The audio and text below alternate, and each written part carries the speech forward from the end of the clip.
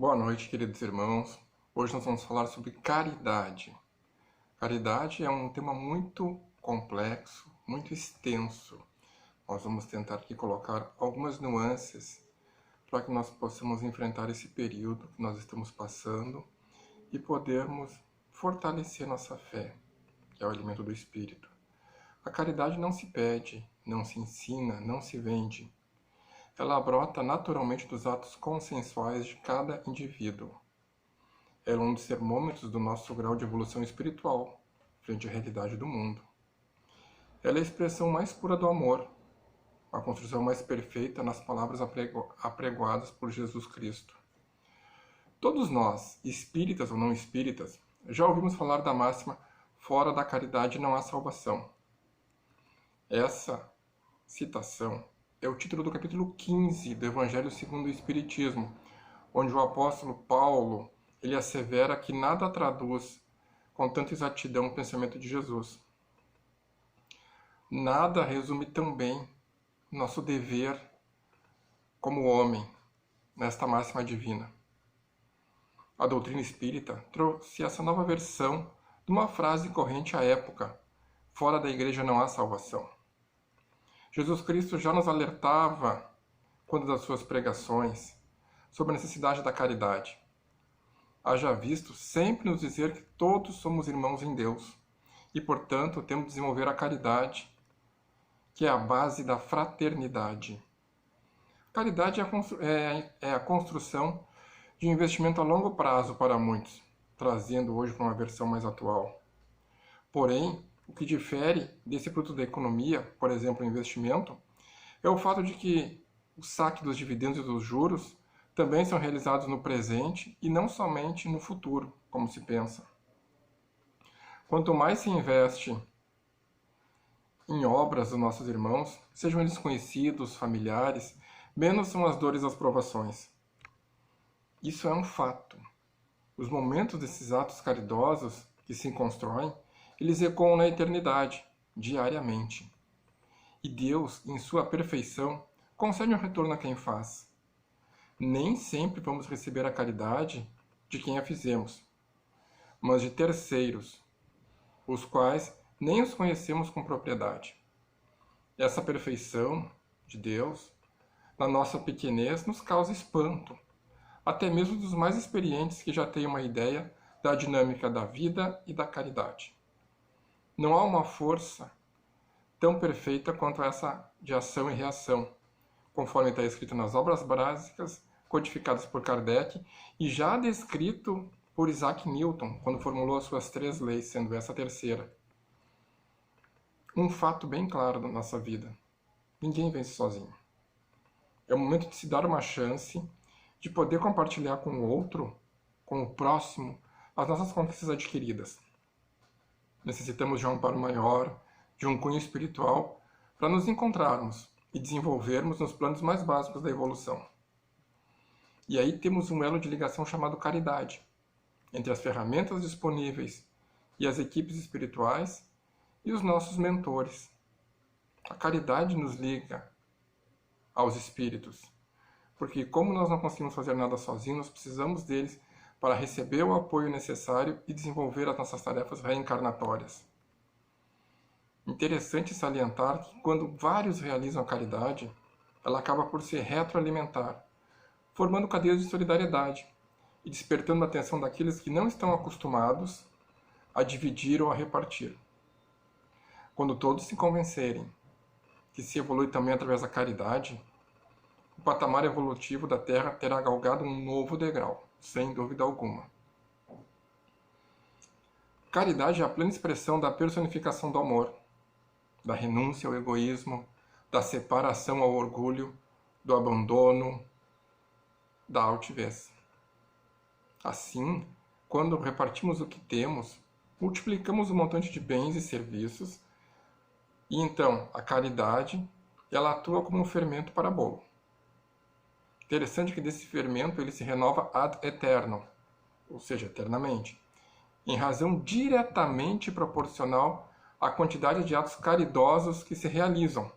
Isto é, quanto mais fazemos, mais recebemos. Novamente, aqui temos a terceira lei de Newton, fazendo sentido no cotidiano de cada um de nós. Nós temos de considerar muito o fato de que as obras básicas espíritas de Allan Kardec, elas confirmam e renovam os evangelhos bíblicos. Assim como as obras de Chico Xavier, renovam e confirmam as obras básicas. E neles está sempre presente a caridade, sempre. De uma forma ou de outra, nós vemos que a caridade está muito próxima. Exemplo clássico é a parábola dos talentos, onde 3 pessoas recebem uma moeda, uns conseguem multiplicar, outros apenas aguardam e não fazem multiplicar. E é por isso que se diz que quanto mais se tem, mais será dado. Por quê? Porque nós temos que fazer multiplicar aquilo que está na nossa mão através da caridade. Nós temos que saber repartir e desenvolver esses aspectos fundamentais da vida de cada um. Muitas vezes, se nós começamos a depender da caridade como algo que está intrínseco, ele age também sobre o nosso corpo físico, sobre o nosso corpo espiritual, gerando vários efeitos. Como a caridade é a personificação da vida em todos os ladrilhos que compõem a vida terrena, não podemos negar que existe uma evolução sem a caridade. Nós temos que ter claramente a nossa mente de que pode ocorrer uma estagnação ou uma retração no nível evolutivo que se atingiu, sem o exercício pleno da caridade. Quanto mais nós fizermos atos positivos ao próximo, independente de quem seja, mais a caridade está alimentando, desenvolvendo, consolidando o patamar espiritual do planeta, formando assim o local onde estamos desempenhando nossa tarefa reencarnatória. Podemos iniciar, meus irmãos, a caridade com atos singelos, não necessariamente grandes.